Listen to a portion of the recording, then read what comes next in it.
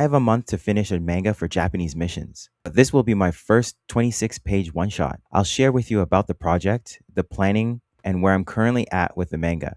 I hope my experience encourages you to push through when you feel like you're not good enough, especially when it's something you believe you're called toward.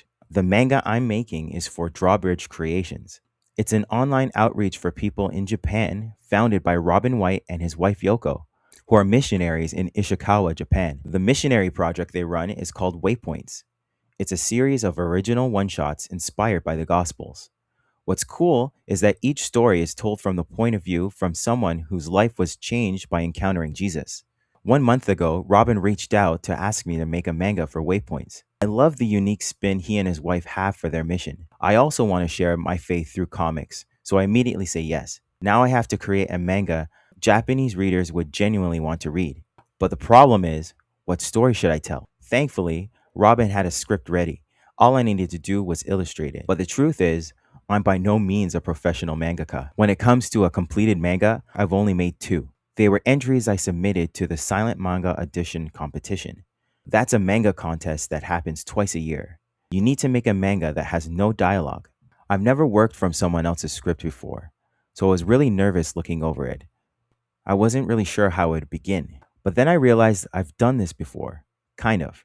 I used to work in animation, and I've had the opportunity to learn a bit about storyboarding during my time in the industry. I treated the script like I was going to storyboard it, since comics are very similar. It's all visual storytelling, telling stories with pictures. So what I did, I highlighted the important bits to keep in mind, like the characters, locations, etc. But I had to remember I was making a manga. I kept in mind the page count, which is about 26 pages, max 28, as well as the number of panels that I was going to put on a page. When I was looking at some manga for inspiration, I found that a max of 6 panels per page made for an enjoyable read. With that complete, I was now ready to begin the thumbnail stage, which means that I need to get drawing. I needed to know the proper format for the page. Waypoint's manga can be read online, but another one of Robin and Yoko's goals is to someday have books printed.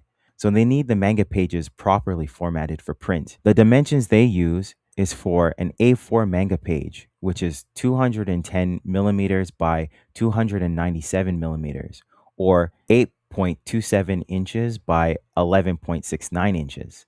When making their manga, the team uses Clip Studio Paint, which is pretty much the industry standard. But I don't have that program. Instead, I use a much cheaper art program called Paint Tool Sci. Thankfully, both programs export and open Photoshop files, so Robin was able to give me a file that helped me to get started with the margins laid out. The margins show where it's safe to draw and to put speech bubbles and all that kind of stuff. The red area is what's for sure going to be cut off. The yellow area can have art, but nothing super important. The white area is your safe space. You want to make sure important stuff like faces and dialogue are in this space. So now that's all said, I get to work on the thumbnails. But the next challenge I face is composition. Composition is how I want the art to look on the page.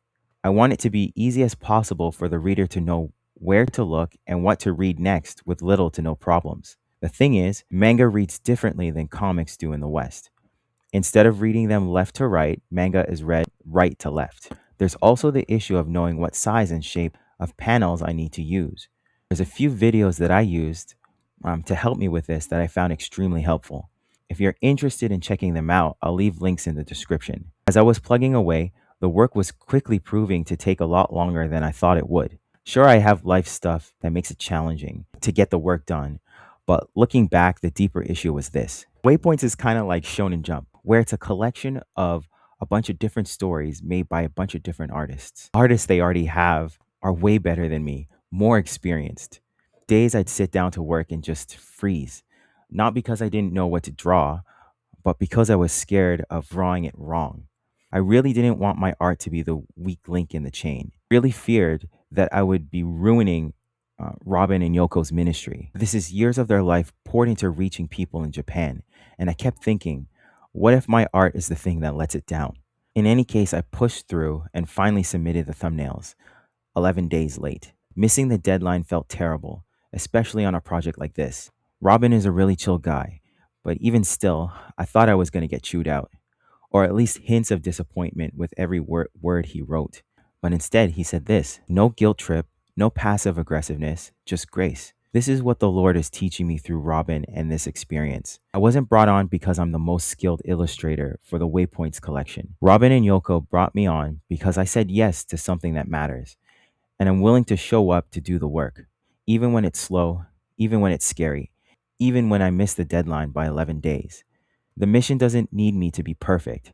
It just needs me to keep going. Keeping this in mind is honestly what's keeping me unstuck more than any tutorial on panel composition ever did. So that brings us to right now. Next up is pencils, tightening every one of these rough layouts and tackling the revision notes I was given. Honestly, going into this, I thought the hardest part would be the drawing.